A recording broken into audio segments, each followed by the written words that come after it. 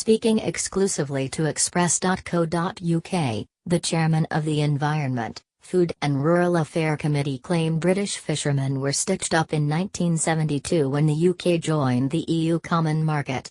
Mr. Parish said it would be of utmost political importance to make sure the UK regained complete control of its waters post-Brexit. He said, "I think politically we have to take back control of our waters. I was a member of the European Parliament for 10 years, and the one thing that fishermen in the southwest were particularly adamant about was that if anybody was stitched up when we went into the common market in 1972, it was fishermen. And they want their fish back, and I think if we don't deliver that politically, although perhaps it's not a huge part of our economy, I think in the political sense it resonates with people. So I can see us getting that fish back because we will need to." Getty Daily Express. Brexit news: Remainer MP calls on government to avoid stitching fishermen up a second time, but as we find with all of the negotiations, this will take a little bit of time, but I think we must get that fishing back.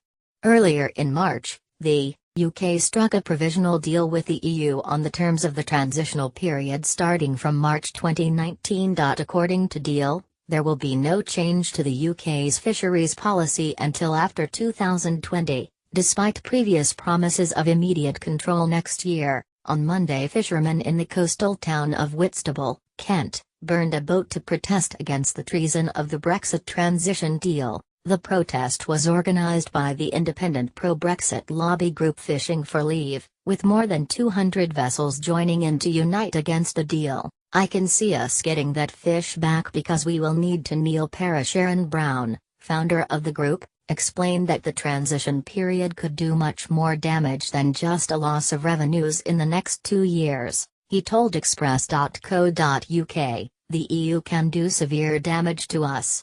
Losing a couple of £1 billion during the transition period can have a knockout effect on our infrastructures, shops and suppliers, but is not just that.